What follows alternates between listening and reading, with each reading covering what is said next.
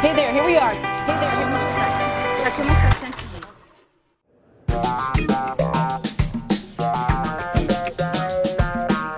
We are here at the National Green Center show in St. Louis, Missouri, and I am with Sarah Woody Bibbins, and we are going to talk about the Sweet Melissa Fashion Show. Now, tell me something about this. We are so excited about our inaugural event and the fashion show. We had to turn down entries for this. It became so popular.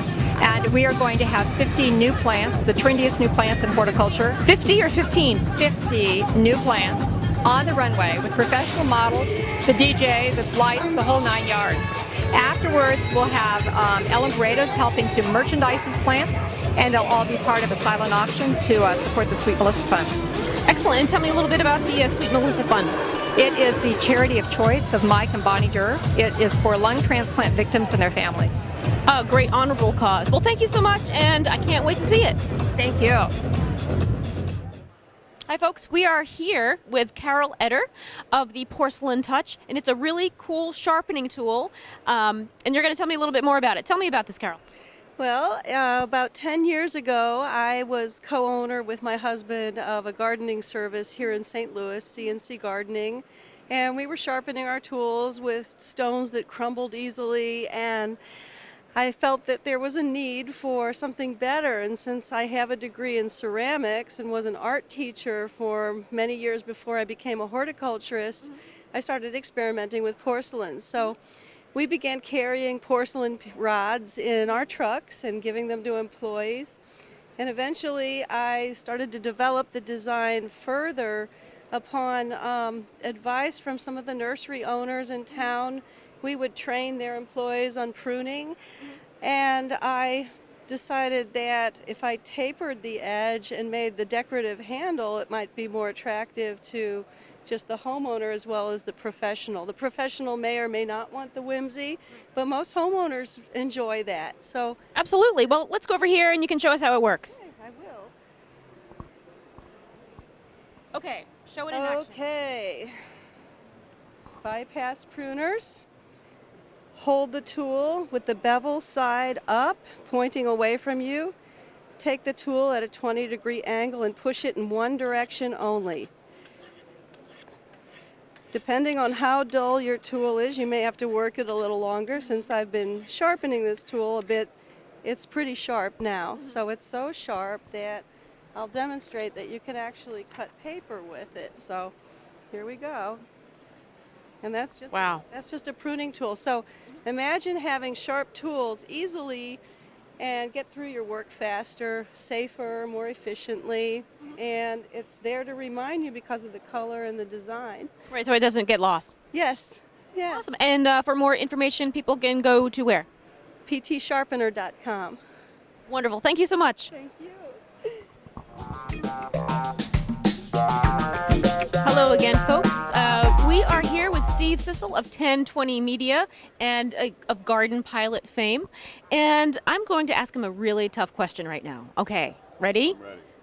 Steve, Yes. what is the one social media trend that garden centers need to pay attention to for 2011? Okay. I think that the garden centers ought to pay attention to social media with personalities. Okay, bring out the faces and the people that are in their garden centers and develop relationships with people in the community. So I see some retailers saying, oh, this is the manager's perennials pick of the day. Well, who is that manager, and what do they like? What do they do? Develop a little bit of relationship. So tell the story of the people involved and not just the garden center, but the people involved with the garden center. Yeah, I think that's really important. That would be my one recommendation. Excellent. You know, I think I'll, inform our readers all about that, and hopefully they'll adhere to it. Sounds good. Good luck. Thanks. Here we are with Jonathan Peterson of the Bailey Nurseries, and he's going to tell us what can be expected for 2011. Great. Well, thank you, Alan. Well, first off, our first new plant is Vanilla Strawberry Hydrangea Paniculata. And this is a new hydrangea paniculata that comes from France. It's an upright grower with a very large panicle, very similar to a limelight in size, but instead of just being that one-dimensional color, this plant has some really great coloration, and by far the best pinky strawberry colors of any of the paniculatas that are on the market today. A nice big panicle, and it'll continue to send out new florets, so you'll get that great coloration fairly early and then lasting all the way through the fall. So a great new introduction in our first editions lineup. Next is a great new dwarf Physocarpus that we call Little Devil.